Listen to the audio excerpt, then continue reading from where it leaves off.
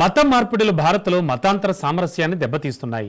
భిన్నత్వంలో ఏకత్వానికి గుర్తింపుగా ఉన్న భారత్లో కొన్నేళ్లుగా మత మార్పిడి అంశం వివాదాస్పదంగా ఉంది. ఇండియాలో మత మార్పిడులు ఎల్లప్పుడూ చాలా వివాదాస్పదమైన అంశాలుగా ఉంటూ ఉంటాయి. తాజాగా అలాంటి ఘటనే తెలంగాణలో వెలుగు చూడడం యావత్ ప్రజలను విస్మయానికి గురిచేసింది.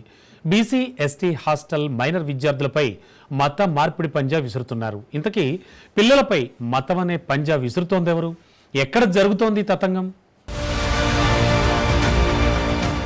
భారతదేశంలో భారీగా పెరుగుతున్న మత మార్పిడులు. బీసీ ఎస్సీ హాస్టల్ మైనర్ విద్యార్థులపై మత మార్పిడి పంజా. భూపాలపల్లి జిల్లాలో మత మార్పిడికి ప్రయత్నిస్తున్న దంపతులు. మతోన్మాదులు మున్సిపల్ టౌన్ ప్లానింగ్ అధికారి సునీల్, అతని భార్య. భారత్లో మత మార్పిడిల వ్యవహారం కలకలం రేపుతోంది. మత మార్పిడులు భారతదేశంలో మతాంతర సామరస్యాన్ని దెబ్బతీస్తున్నాయి. భిన్నత్వంలో ఏకత్వానికి గుర్తింపుగా ఉన్న భారత్ గత కొన్ని సంవత్సరాలుగా మత మార్పిడి వివాదాస్పదంగా ఉంది.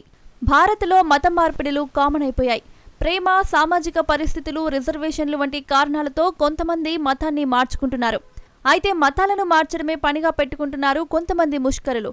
అలాంటి ఘటనే తాజాగా జయశంకర్ భూపాలపల్లి జిల్లాలో జరిగింది.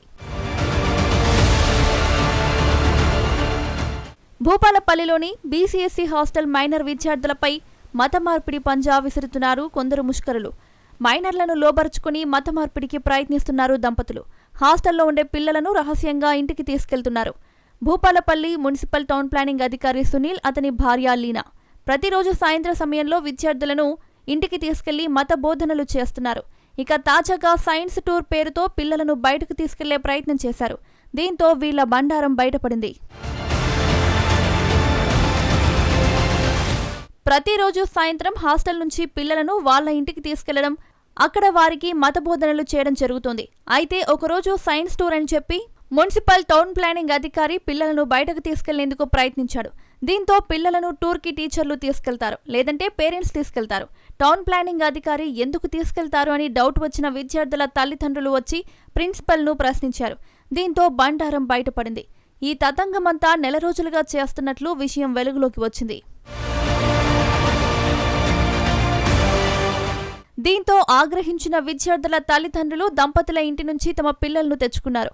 పేరెంట్స్ ఫిర్యాదుతో ఎంట్రీ ఇచ్చిన పోలీసులు మత మార్పిడి చేస్తున్నారా లేక హ్యూమన్ ట్రాఫికింగ్ జరుగుతుందా అనే కోణంలో దర్యాప్తు చేస్తున్నారు.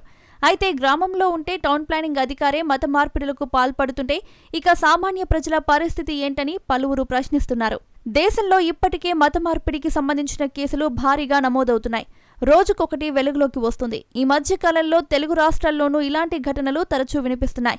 ఇప్పటికైనా ఇలా మతాలు మార్చే వారిని వదిలిపెట్టకూడదని, కఠిన చర్యలు తీసుకోవాలని కోరుతున్నారు.